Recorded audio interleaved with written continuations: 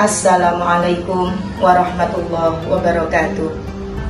Bismillahirrahmanirrahim. Alhamdulillahilladzi khalaqal khalqa li'ibadatihi wa amruhum bitauhidihi wa ta'atihi. Asyhadu an la ilaha illallah wahdahu la syarikalah wa asyhadu anna sayyidana Muhammadan abduhu wa rasuluh akmalul khalqi ubudiyatan lillah wa a'zamahum ta'atan lahu. Allahumma salli wa sallim ala sayyidina Muhammadin wa ala alihi wa sahbihi ajma'in. Amma ba'du. Sahabatku yang dirahmati Allah, Ramadan hadir sebagai bulan yang paling istimewa di antara 11 bulan lainnya. Keistimewaan tersebut terlihat dari dorongan untuk memperbanyak ibadah di bulan suci ini dan janji dari Allah pelipat gandaan pahala bagi orang-orang yang tekun beribadah. Sebuah bulan yang hari demi harinya, jam demi jamnya, dan menit demi menitnya, detik demi detiknya sangat berharga. Bagaimana tidak bernilai bila tidur orang puasa saja dimasukkan sebagai perbuatan ibadah, diamnya setara dengan membaca tasbih, dan amal kebaikan sejajar dengan amal berlipat-lipat di luar Ramadan. Atas dasar keutamaan ini, sahabatku, tidak heran bila banyak orang berbondong-bondong menunaikan ibadah Ramadan sebanyak-banyaknya. Mereka tidak hanya menahan makan dan minum, tapi mereka menjalankan rutinitas di luar amalan fardu. Mereka mulai memenuhi masjid, gemar bertadarus Al-Quran, berzikir, sholat tarawih, memberi hidangan berbuka puasa, dan amalan-amalan sunnah lainnya. Maka sahabatku yang dirahmati Allah, dalam kesempatan kali ini, dalam kultum ini, kami Bidang Dakwah Pimpinan Anak Cabang Fatayat Nahdlatul Ulama Waru akan membahas tentang orang-orang yang merugi selama bulan Ramadan. Mari kita simak bersama-sama. Sahabatku yang dimuliakan Allah, Ramadan mendorong banyak orang untuk mengubah diri, istirahat sejenak dari kesibukan duniawi yang melelahkan dan meninggalkan hal-hal buruk. Semoga seluruh amalan tersebut terlaksana atas dasar keimanan yang kokoh sehingga dapat membersihkan kotoran-kotoran masa lalu. Sebagaimana sabda Nabi, "Man shoma Ramadhana imanan wa ihtisaban ghufira lahu ma taqaddama min dhanbihi." Artinya, barang siapa yang berpuasa Ramadan karena iman dan mengharap pahala dari Allah Ta'ala, akan diampuni dosa-dosanya yang telah lalu. Hadis riwayat muttafaqun alaih. Peningkatan intensitas dan frekuensi ibadah adalah hal yang baik. Hanya saja kita perlu seksama agar segenap upaya yang kita curahkan untuk beribadah tidak menguap sia-sia. Menguap sia-sia? Ya, ibadah tidak otomatis pasti bernilai ibadah. Ibadah juga mengandung jebakan-jebakan yang bila seseorang hamba tidak hati-hati akan terperosok ke dalamnya. Imam Abu Hamid Muhammad bin Muhammad Al-Ghazali dalam kitab Al-Kashfu wa Tabi'in menyebutnya sebagai al-mahfuri atau para pelaksana ibadah yang tertipu. Menurut Imam Al-Ghazali, ketertipuan tersebut karena seorang ahli ibadah keliru dalam menempatkan skala prioritas.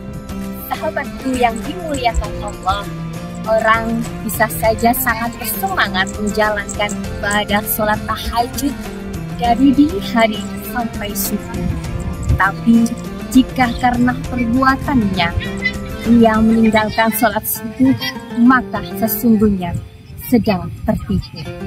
Atau seseorang bisa saja aktif membangunkan sahur orang lain, tapi bila cara-cara yang digunakan mengganggu orang lain, seperti dengan membunyikan petasan, orang tersebut sesungguhnya juga tertipu. Sebab ibadah mengajak orang sahur tidak boleh menelantarkan kewajiban kita untuk tidak mengusik ketentraman orang lain. Banyak orang mampu menjalankan ibadah puasa Ramadan secara akan tetapi tidak semua orang mampu mendapatkan keutamaan-keutamaan yang terkandung di bulan Ramadan. Seperti dalam sebuah hadis riwayat Ahmad nomor 8843,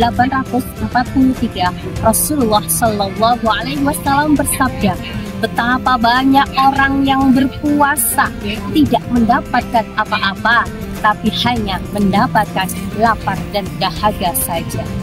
Dari hadis tersebut dapat disimpulkan bahwa di bulan Ramadan ada potensi orang yang puasanya tidak mendapatkan ganjaran sedikit pun dari Allah Subhanahu wa Ta'ala, melainkan hanya mendapatkan lapar dan dahaga di siang hari, yang artinya alangkah meruginya orang tersebut karena telah meluangkan waktu untuk berpuasa, akan tetapi tidak mendapatkan pahala dari Allah Subhanahu wa Ta'ala. Padahal peluang kita untuk mendapatkan pahala tersebut sangatlah besar. Sahabatku yang dimuliakan oleh Allah, Abu Hurairah meriwayatkan Nabi Muhammad SAW, celakalah seseorang bulan Ramadan menemuinya kemudian keluar sebelum dia mendapatkan ampun. Ramadan adalah bulan penuh berkah yang di dalamnya ada satu malam yang lebih baik dari 1000 bulan, yakni malam Lailatul Qadar. Sehingga berjumpa dengan Ramadan merupakan nikmat yang sangat besar. Akan tetapi sebagian orang mendapatkan nikmat yang besar ini belum tentu menjadi manusia yang beruntung, dan sebaliknya justru menjadi manusia yang merugi. Orang-orang yang merugi di bulan Ramadan diantaranya adalah sebagai berikut. Pertama, yakni orang yang berpuasa hanya mendapatkan lapar dan haus. Orang yang puasa hanya mendapatkan lapar dan haus adalah orang-orang yang pahala puasanya telah hilang. Hal ini karena mereka melakukan hal seperti berdusta, bergunjing, serta melihat aurat lawan jenis dengan hawa nafsu, di mana hal-hal tersebut adalah beberapa contoh perbuatan yang menghilangkan pahala puasa. Betapa banyak orang yang berpuasa namun ia tidak mendapatkan dari puasanya tersebut kecuali rasa lapar dan dahaga. 2. Orang yang tidak mengikuti tarawih sampai selesai. Orang-orang yang tidak mengikuti tarawih sampai selesai menjadi salah satu bahasan bulan puasa kali ini. Biasanya banyak orang yang keluar dari masjid sebelum dimulainya sholat witir. Nabi Muhammad SAW bersabda, orang yang sholat tarawih mengikuti imam sampai selesai ditulis baginya pahala sholat semalam suntuk. Hadis riwayat Tirmidzi, Ibnu Majah dan Ahmad. 3. Orang yang jarang membaca Al-Quran di bulan Ramadan. Membaca Al-Quran sebagai kitab umat Islam merupakan amalan yang menjanjikan banyak pahala, apalagi bila dilakukan di bulan Ramadan. Kultum puasa ini menjelaskan tentang orang yang merugi karena jarang membaca Al-Quran di bulan Ramadan. Nabi Muhammad SAW bersabda, barang siapa yang membaca satu huruf dari Al-Quran, maka baginya satu kebaikan, dan satu kebaikan itu dilipat gandakan menjadi 10 pahala. Aku tidak mengatakan alif lam mim adalah satu huruf, akan tetapi alif satu huruf, lam satu huruf, dan mim satu huruf. Hadis riwayat Tirmidzi. Dari sabda Rasulullah SAW tersebut kita bisa melihat betapa banyaknya pahala yang kita dapatkan bila membaca Al-Quran di bulan Ramadan. Jadi kultum puasa kali ini membaca Al-Quran sudah seharusnya menjadi salah satu hal rutin yang kita amalkan di bulan Ramadan. Banyak juga orang yang membuat target mengkhatamkan Al-Quran di bulan Ramadan ini. Kamu bisa membaca Al-Quran setelah selesai berbuka puasa, setelah tarawih, serta menjelang imsak. 4. Orang yang tidak menjaga salat. Salat adalah tiang agama. Maka Salat adalah amalan yang terpenting bagi umat Islam. Tentunya tidak hanya di bulan suci Ramadan. Setiap hari kita diwajibkan untuk sholat 5 waktu. Maka merugilah kita jika meninggalkan sholat.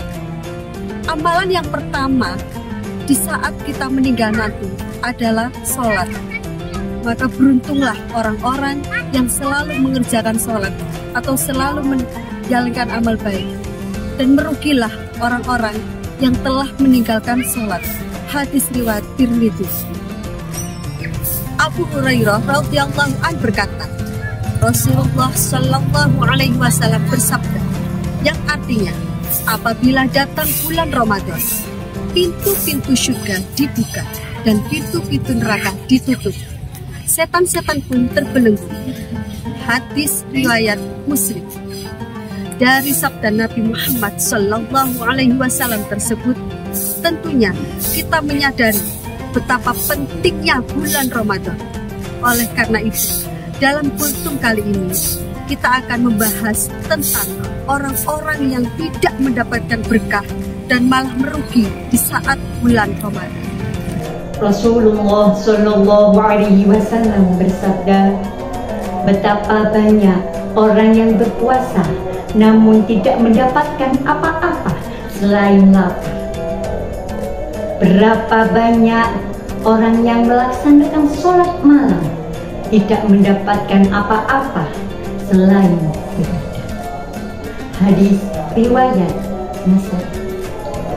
Dari banyak kata yang telah terucap dan dari banyak hal yang telah kita simak bersama-sama, semoga apa yang kita sampaikan bermanfaat bagi kita semua.